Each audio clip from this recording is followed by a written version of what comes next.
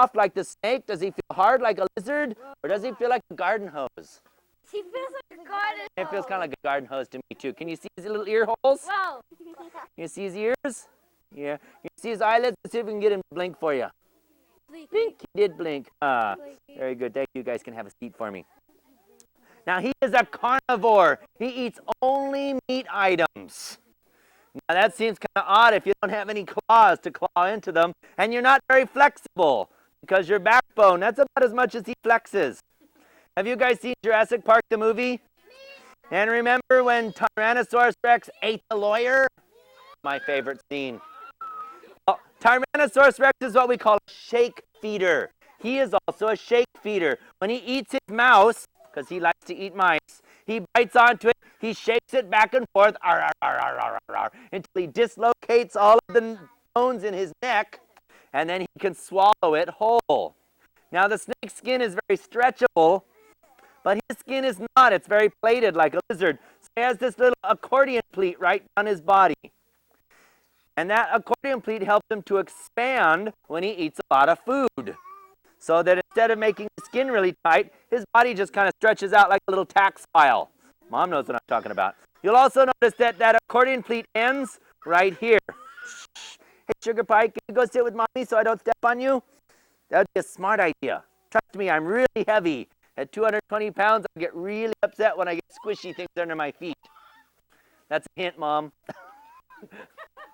Just good boy. There we go. Now, at the end of his body is this little spot right here. Everything below my hand going this way is tail. Everything above that is body. And he's got internal organs just like you have. A snake, on the other hand, snake's body goes all the way down to the end, and snake has a very short tail. Let me see if I can compare him with a snake for you guys. We'll see the difference in the body size. I'm going to have to Velcro you to the floor, aren't I, Sugar?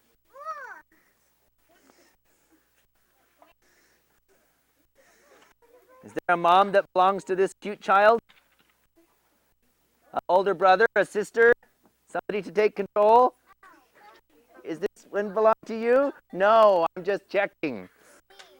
Belongs to you. Can you have him sit by you so I don't step on him, please? That make me very happy. Yes? Do you have any water snakes? Do I have any water snakes? Well, I suppose that depends on your idea of a water snake. Thank you. This guy likes to swim, but he doesn't stay most of the time in the water. He does enjoy a nice swim. He's a little bit bigger than my other snake. He's a Colombian red-tailed boa constrictor. Did I say a little bigger? I did. I lied. He's a lot bigger. Okay. This is my red tail. Her name is Julia. I call her Julia Squeezer. Yeah. Julia Squeezer, notice what she did when she came out of the bag. She wrapped her tail around my arm. Now, I am not going to worry too much about her. She's not going to try and constrict me, but she's very powerful. Look what's happening to my fingers even as we speak. They're turning purple. She's not trying to eat me. She's not trying to squeeze to hurt me. She's just holding on because that's what she does. Can she be dangerous? Yes, she could. What would happen, do you think, if I put her on my shoulders and she wrapped around my neck? That'd be bad, huh? You know, she's about 5 feet long right now. When she's full grown, she'll be about 10 to 15 feet long. And she can weigh 230 pounds. I weigh 230 pounds. Imagine a snake that weighs as much as me. That's a pretty big snake. So it's not recommended that people under the age of 18 own large snakes. Small things like corn snakes and king snakes, really good pets for kids. Big snakes, like red-tailed boas, bad idea. Would you like to pet him? Now, hold on. At the very end, I have another snake I'm going to let everybody pet. Feel those muscles. Is she pretty powerful? Yeah. Now remember, okay, everybody sit. She doesn't like to eat mice. They're too small. She prefers very large, jumbo-sized rats or something along those lines. Sometimes I give her chicken from Foster Farms. Look how purple the fingers are. And let's see if I can show you her tail so we can compare with the lizard. Can I have my hand, please? Thank you. Here we go. her body goes all the way to about here.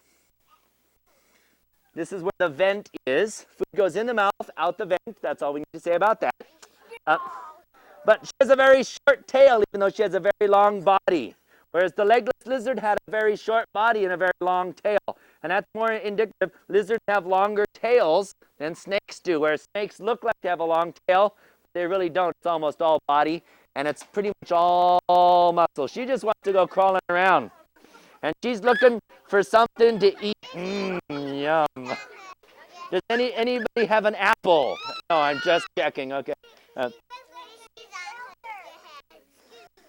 She's a pretty nice snake. She's very nice, actually. Many people say, gosh, do your snakes bite?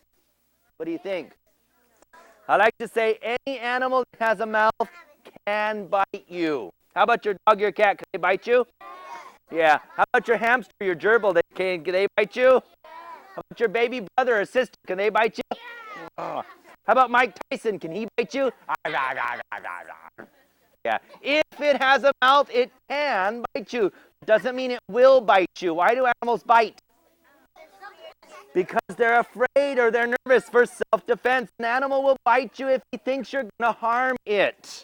If you see an animal in the wild, if you're walking home today and you see a snake on the sidewalk, should you go pick it up? No. Because the only reason one animal touches another animal in the wild is to eat it. Or to crawl up his sleeve and to rip out his seams. You quit that. Heavens to Betsy. Another reason an animal might bite you is because he's defending his territory. Dogs do that. They'll defend their dish, or they'll defend their favorite play toy or their yard, and they'll bite to make you go away. The only other time an animal will bite you is if you look like, feel like, smell like, or act like their food. In which case they're biting to make you stay. It's pretty effective. Now, this is the fun part because she doesn't really like to go back in the bag. And she squeezes a little harder when I try to get the hand out. There we go. Wee-haw, good snake. She's my sweetie. All righty, you guys want to see somebody just a little bit bigger?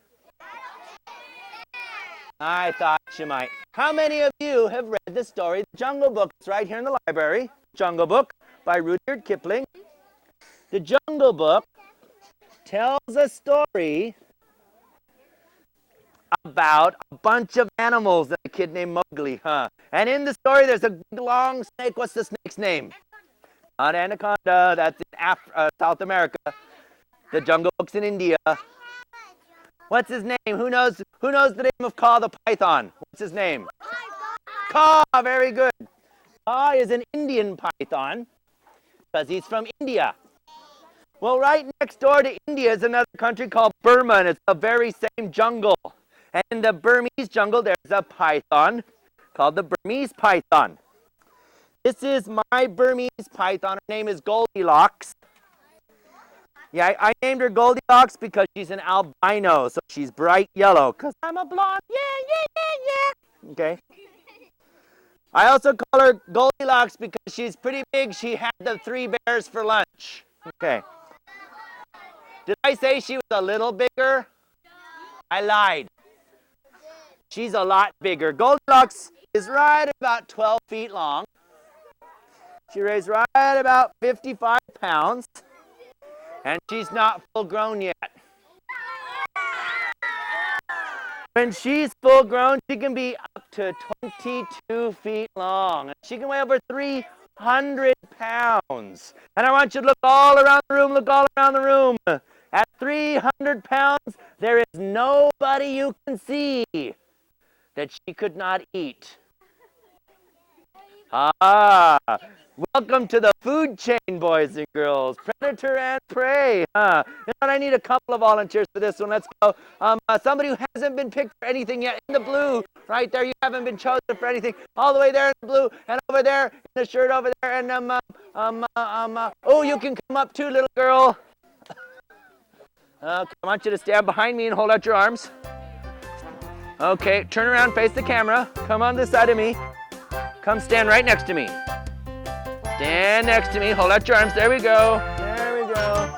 Come around over here. All the way over here. Turn around. Turn around, hold out your arms. Come on this side. Okay. Woof.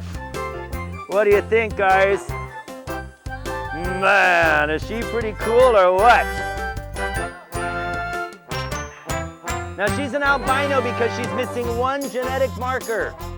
One genetic gene that gives her body pigmentation. Just like some of us have blonde hair, and some of us have brown hair, and some of us have black hair, that's a gene. Some of us have light skin, some of us have dark skin, that's a gene. Well, in her genetic makeup, in her DNA, she's missing the gene that gives her body coloration. And so instead of being dark brown and black, she's bright yellow. Where do you think she could camouflage in the wild? Nowhere.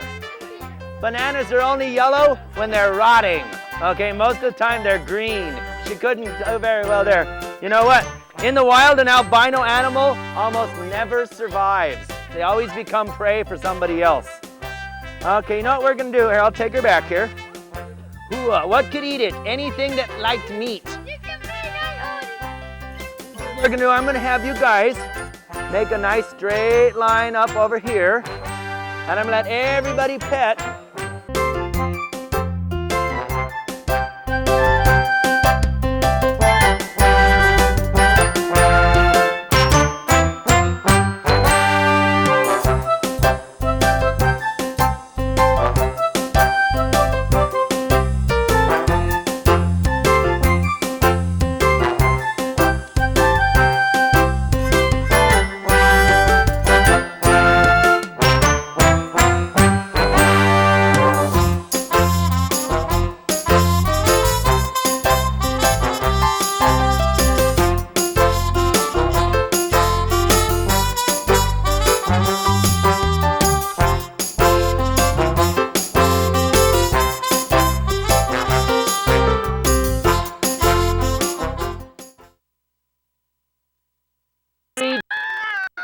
Verdi, the green tree snake. Or you could read, what's the one with the oh yeah, what's the big